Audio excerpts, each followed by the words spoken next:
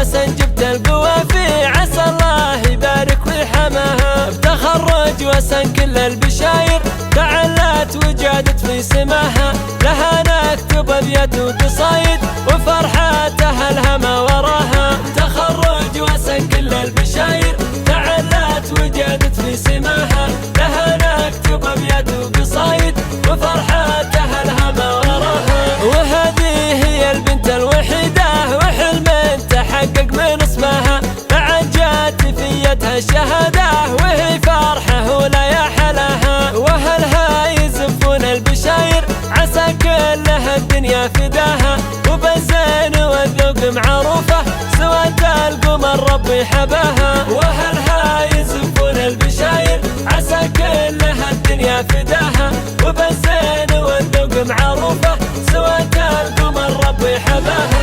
مثل غيمة غيث مطرها وريح العطر عطر شذاها، وابوها من رجال المواقف ونفسه رفيعه مستواها. هذا القار مع عبد الله يا حيه على عالي القمه رقاها، فعل ابو رعد بول وتالي كريم وعلى الطوله بناها. وحمده بها كل الوصايف تفاخر بها والله عطاها، رفيعه نسب بنت الحمايل على العز من يلحق مداها. وحمده بها كل الوصايف تفاخر بها والله عطاها، رفيعه نسب بنت الحمايل على العز من يلحق مداها. واخوها من رجال المواقف ورجال الكرم عالي نباها، رعدها وشيال الثقايل له فعول ما يلحق جزاها.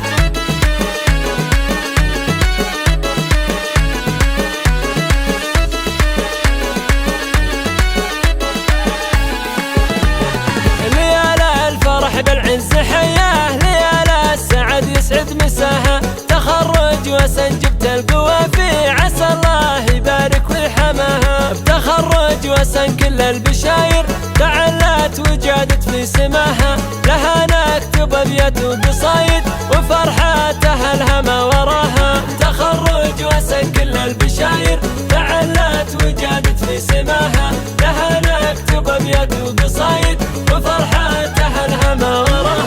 وهذه هي البنت الوحيدة وحلم تحقق من اسمها، بعد جات في يدها الشهادة وهي فرحة ولا يا حلاها. واهلها يزفون البشاير عسى كلها الدنيا فداها، وبالزين والذوق معروفة سواد القمر ربي حباها. واهلها يزفون البشاير عسى كلها الدنيا فداها، وبالزين والذوق معروفة سواد القمر ربي حباها.